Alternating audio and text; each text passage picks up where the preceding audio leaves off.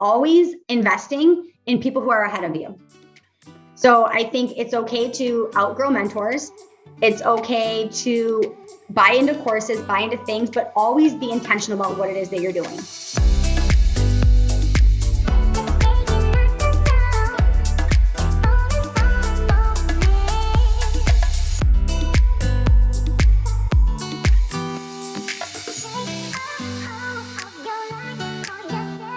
Welcome to the Raquel Show. Has there ever been a time where you felt like you were given no option and you look back and go, that was the best thing that happened to me? My guest today is someone who pivoted after a situation and scaled her business in a short period of time while learning a totally new space. Her grit, her focus during challenging times helped her hit a big milestone of generating six figures in 1 month in less than a year as an online coach. Today, my special guest is going to share some key tips to massive growth. Welcome to the show, Jillian Murphy. What's up? Thank you so much for having me. I'm so excited to be here today. I'm excited that you're here. So I met this dynamic woman in a mastermind and was incredibly amazed by her action-taking attitude. So let's just start off with, what do you do today? And walk us through a little bit of your journey in a really quick snapshot.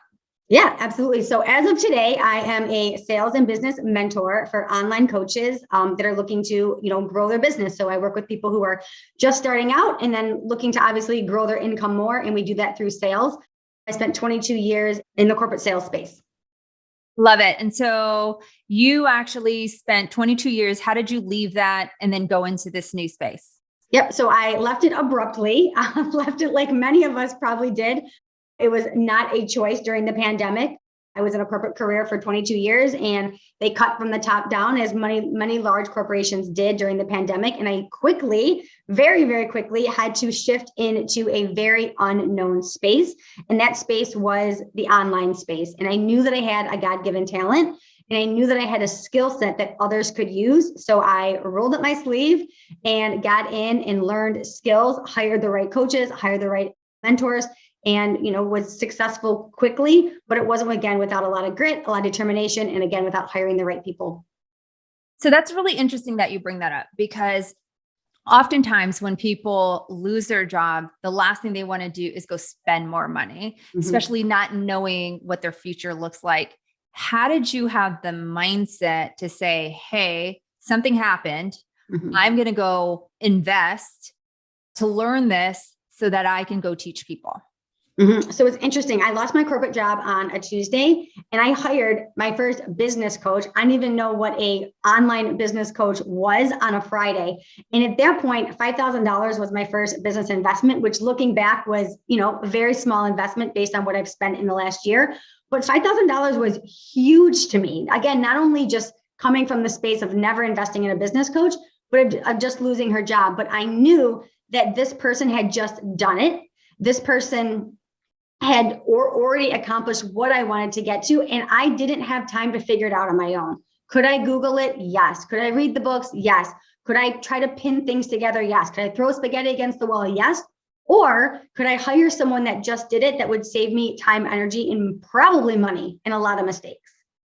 That's so good. I think that what you hit on was gold, because I think that when you can find somebody with experience, it collapses the time that you get there to reach your success and your goals, as well as, avoid the mistakes that you could have done by Googling. Because when we Google, we don't hear always the mistakes. Absolutely. So you hire this coach, you scale, you figure some things out. What would you say has been one of your key secrets to massive growth? Because there's a lot of people that enter the online space, even people in our mastermind that didn't quite have the success that you're having even today. A lot of them have left and got jobs, actually. I would say not probably. The thing that I believe set me apart from a lot of other people, and not necessarily people in the mastermind, but just people in general, was I built community first. Then I created what was needed. And I see this so often, now having coached almost 200 people in the last year and a half, I see this all the time. People come to me and they have these amazing programs, these amazing products, these amazing services, these amazing digital courses. And I say, amazing. Tell me about your audience. And they're like, oh, I don't really have an audience, but I have this amazing program and I want to sell it. If you build community first, you will always have a pool to go back to, not only just to sell, but to ask them what they want. What do you need? What are you willing to pay? What's the next offer that you want? So I did things like that. And I lost my corporate job. I had no money coming in and I built community for 4 months. So I built community for 4 months. I was investing and I had no money coming in, but I did it first so that when I did have my first launch, I had hundreds of people that were warmed up to me that were dying to buy from me, and they did. That's so smart, because I think that sometimes your skill level and talent is not enough when you've got an amazing offer, amazing program, but you have no one to sell it to. Absolutely. And people can teach you how to DM, but if you got no community, you got no one to DM, right? It's so true. I tell people this all the time. You can come to me for sales help all you want, but if the right people are not watching your stories or the right people aren't engaging in your content, I can't even help you sell it.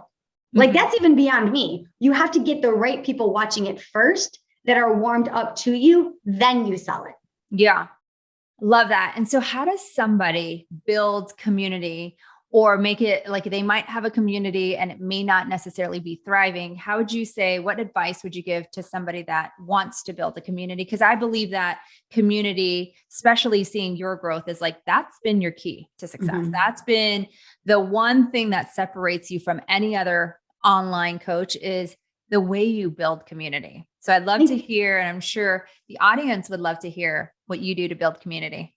So thank you for that. I would say a couple things that I do is it's not so for example, I have a Facebook group, which is I love my Facebook group, but it's not my Facebook group. It's a community group. So I encourage people to talk in there, to share their offers in there. What is it that they need? I go into a lot of Facebook groups and I'll scroll it and it'll look like their Facebook, right? It's their picture. It's them talking about their success. It's them talking about their offers. I create and curate a community where everyone's talking. So I think that was one of the biggest things, was I created a group that a lot of coaches come to because they're getting support there. They're getting what they need from there. And it's not just Jillian Murphy's group. The next thing that I did was I took my community offline. So I created events, and it took time for me to kind of figure out what worked. I did a wine night once and like 5 people showed up and like one was my mom.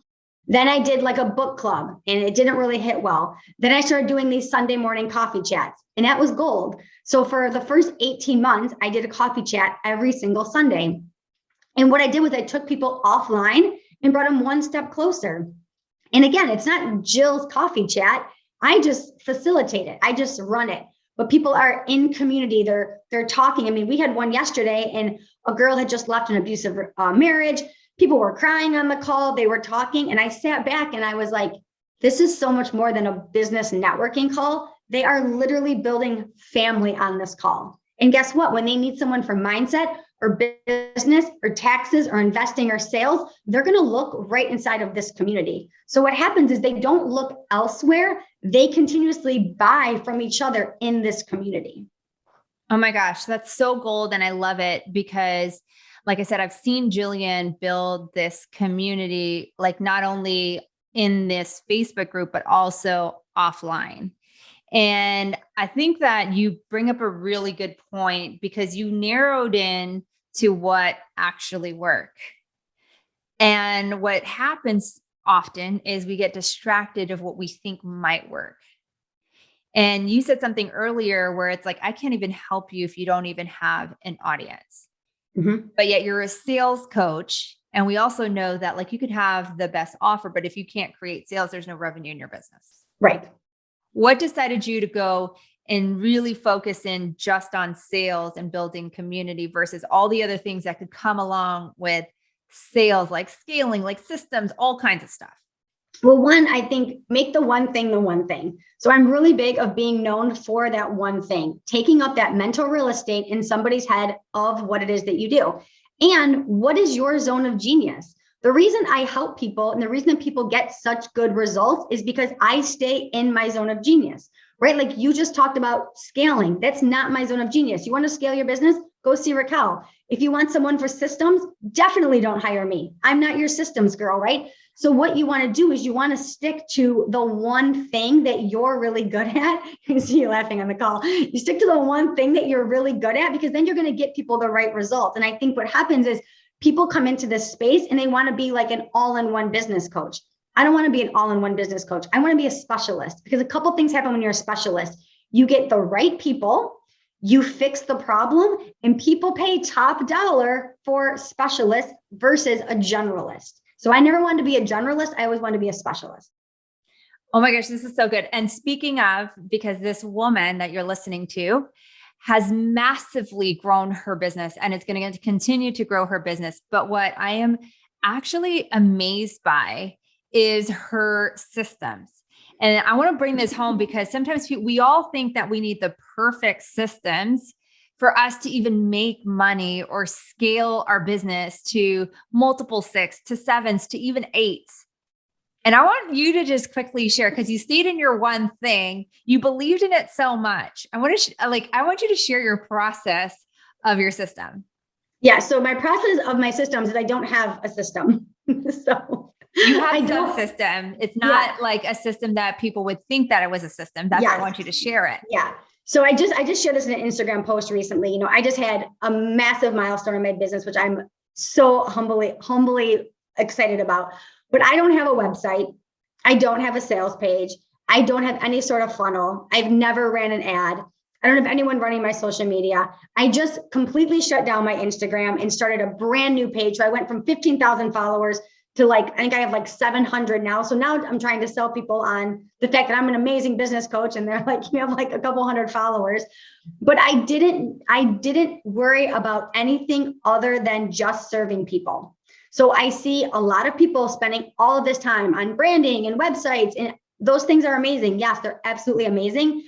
But I have grown an amazing business, honest to God, off of a whiteboard, a notebook, a Zoom link, and a paper planner. That is literally it. Raquel was my coach for a year. And trust me, the paper planner, I'm sure, made her crazy because I missed calls and all kinds of things.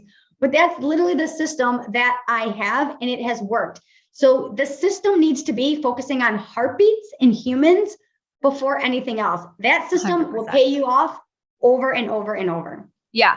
Get your foundation to your zone of genius, to what you feel comfortable with, and then start tweaking. And that's how you start scaling, is you start tweaking what's working and what's not working, or what's going to make you more money or be more efficient.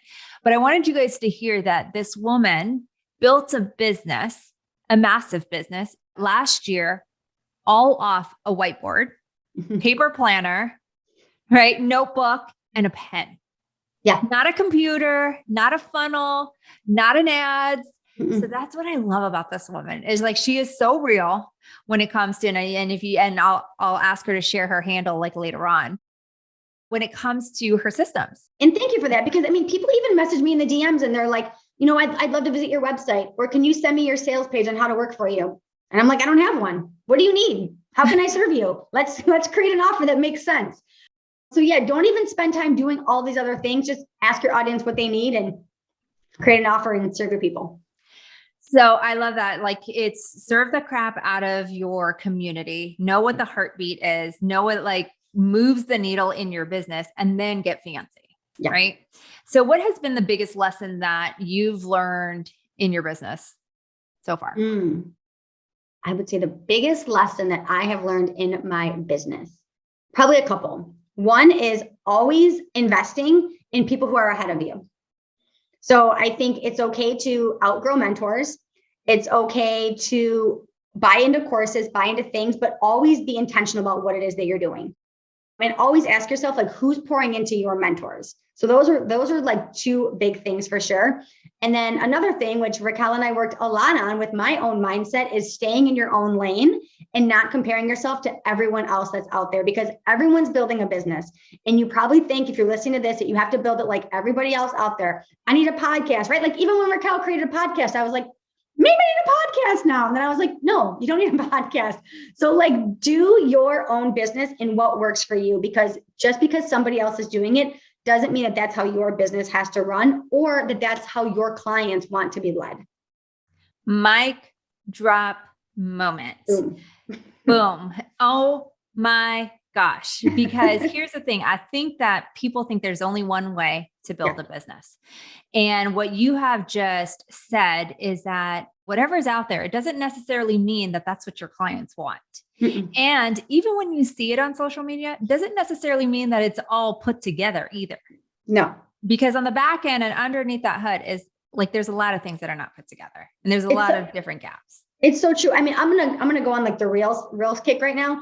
Yes. Everybody and their brother thinks they need to be doing reels. I mean, people are telling me every day, you need to be doing reels, you need to be doing reels. I'm like, nobody has ever watched a reel of mine and slid into my DM and asked to buy something ever. So I'm not doing reels.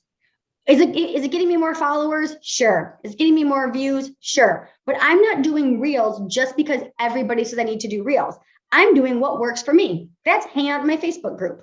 That's getting on my Instagram stories, right? So it's just because everyone's doing something and you think you have to be doing it, what works in your business? That's what you need to be focused on.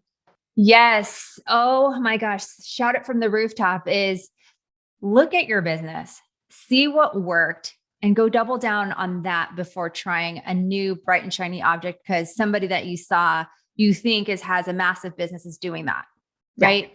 And I think we get caught up in let's go do this, let's go do that. And really we look up and we're like, that didn't help my business. And I'm glad that you're paying attention to that because I think a lot of people nowadays, especially in the online space or that are running the business online is there's all these new changes with algorithms. And we think, oh, we need to test out live. We need to test out now these Facebook shops because we get higher quality, like higher rankings and those people are going to buy. But really what happened in your journey that caused people to work with you?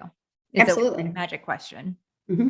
What advice would you give to somebody because you talked about investing, what advice would you give to somebody when it comes to investing in themselves, even when you're afraid, or how do you determine, because you said a couple of things about like, make sure it's right for you. What would be some advice or questions that you would determine like, that's the right thing that I should invest in? Well, a couple of things is the person that you're looking to invest in, do some research on them. Like what have they done offline? What have they done online? So me personally, one of the things that I always say is I'm going to work with a business mentor. I'm going to invest in people that have built businesses online and offline, because I'm going to be honest, anyone can come to this online space and make $1 million quickly or $500,000 quickly. But what is their actual skill set? So that's one thing that I always say is like, what have they done offline? Because I want to make sure I'm also learning skills for the real world. Who is pouring into their coaches? That's another question that I always ask myself. And then 3 is what is like their strategy and does it align with what it is that you're doing? So for an example, if you were trying to build a business and you hired a mentor that was doing all sorts of maybe ads or funnels or all these things, and you could not do that type of thing in your business, that may or may not be the right coach for you. So it's always about looking and seeing where you are right now in your business and making sure it makes sense. And trust me, every investment is scary. Every investment I made is scary, from a $5,000 investment to a $10,000 investment to $15,000, $20,000, $30,000 investments. It doesn't ever get easier, but the outcome always outweighs it if you do your research. Have I made some shitty investments? Yes. Have I bought some shitty courses? Yes. And it's because I had shiny object syndrome each and every time. And I fell for marketing. And then I was like, well, I didn't do my research on it. So do your research, look at the right people, see where they're going, and say, I want a front row seat to where they're going. Sign me up. So good. And you also talk about like doing things scared. I mean, we got to share an amazing trip in Turks. And I'll never forget like how uncomfortable, and had no idea, right? We all are uncomfortable, but like you actually really talk about like doing things, even if it frightens you, even to your community. Mm-hmm. Let's chat about that. Yeah. So I was fortunate enough to go on the retreat to Turks and Caicos, and it was an amazing trip, but I suffer from massive anxiety. I suffer from anxiety being around people I don't know. I suffer from anxiety being out of the country. I suffer from anxiety from traveling. I suffer from anxiety flying. There are so many things, and I did it scared. And I made an investment, which was, a large investment, not only to go, but to be around people that I didn't know, and to all of these things. And it is about growing. And if we continue to not do things because we are scared or we are fearful or we're in anxiety, we're going to miss out on things. And, were there times on the trip that I was anxious? A lot of it. But do I look back and was that one of the best trips I ever went on? Absolutely. So yeah, it is about doing it scared. And if we're not scared, that usually means, like Raquel's favorite word is, like, you're not playing big enough. So when you are scared, that's like usually the time that you're like, all right, this is when the magic's about to happen. Yeah. That is when growth really happens. And thank you for saying that. So there's a lot of people that are scared about sales. Believe it or not. And this is your zone of genius. So what would you say would be like the top 3 mistakes people do when it comes to sales? Number 1 is they don't talk about what they're selling enough or ever. So they have this amazing program, this amazing product, and they're never talking about it. Like, you should be so energetically excited about what you're doing that you want to shout it from the rooftop. So number 1 is you're not talking about it. Imagine if you had a coffee shop and you never had a for sale or never had an open sign in the window. That's exactly what you're doing when you were on social media, not talking about your services. Another thing is not asking your audience what it is that they want. So you are selling and you feel like you're being salesy and you feel like you're convincing and you feel like you're being pushy. It's because you haven't done any market research around what it is that you are actually selling. And then I think the third biggest mistake that I see around sales is we make it about us. Like, I got to sell my program. I got to sell my course. I got to sell my network marketing products. I got to sell the shampoo. I got to sell. Your audience doesn't care. I was on a call today with somebody and she got on the call and she was like, I have to sell 20 courses in February. And I said, I am not the coach for you. I'm not the coach for you because I cannot work in that type of energy, because that is like the worst energy to be in when you have to sell something. Yeah. So those are, I would say, like the 3 biggest things. Now, how do you flip that around? Be so excited about what you're talking about that people are magnets to you because you are so excited. Be so sold on what it is that you're talking about that people are like, I want what you want, because people are paying to be in your energy. There's a lot of sales coaches out there. I guarantee a lot of people hire me because they're like, I want to be in her energy. Like, whatever that is, I want to be in that. That's what they're drawn to. And then third, if you are in that mindset of scarcity, do some work around that. Do some journaling, some meditation, all that woo stuff, whatever you got to do to move through that, because your audience can feel it. I'm not a huge woo person, but there's a massive amount of energetics that comes around, and your audience can feel when you are coming from a place of scarcity versus a place of like, I have amazing stuff. Would you like to buy it? So beautifully said. And now, as we talk about and kind of like wrap up, you talked about like playing bigger, and you've had some massive goals. You've accomplished so much in such a short period of time. What is one thing that Jillian does to play bigger? Surround myself with people that are playing bigger, even when it's scary. I would say that would be the one thing, because I think as we grow and we play bigger, we want to be like the popular girl or the one that's doing all the big things. And what I learned last year is I never want to be the one in the room that's making the most amount of money or having the best business or growing the most. So the way that I grow bigger, I said get bigger. I don't want to get bigger. The way that I grow bigger is always putting myself in the room where I'm actually one of the smallest, because that's how I will continue to grow. So good. I just told somebody I want to be the least impressive in the rooms that I go into this year. Absolutely. And they were like, really? And I said, yes, I definitely don't want to be the biggest business or the biggest thinker, because you grow and you expand so much in those rooms. So you've shared so many different nuggets. Where can people connect with you? Absolutely. So come find me on the gram. I live there, the Jillian Murphy. I would love to connect with you. Slide into my DMs. I'm not going to try to sell you anything. I want to connect with you. If you are a friend of Raquel's, you are now a friend of mine. Yeah, coming out in my Facebook group. It's called Good to Gold Sales. I'd love to invite you into any of my coffee chats every Sunday morning. It's a great place to network. And again, Raquel, thank you so much for having me. It was so great to be here today. Thank you so much for being on the show. Please connect with Jillian on Instagram or in her Facebook group. She's on fire in that group. I just told her right before this interview that like her Facebook group is fire, as well as her text message. So if you get the opportunity to actually get her number to text her, and we'll probably put it in the show notes, text her, because you will be amazed at what this woman puts out as far as content and tips that are relevant to everybody or where you're at in your business. So thank you so much, Jillian, for hanging out with us today on this show. I appreciate you. I adore you. And if you loved what you hear and got value out of it, please do not forget to tag Jillian Murphy. Awesome. Thank you so much. Thank you.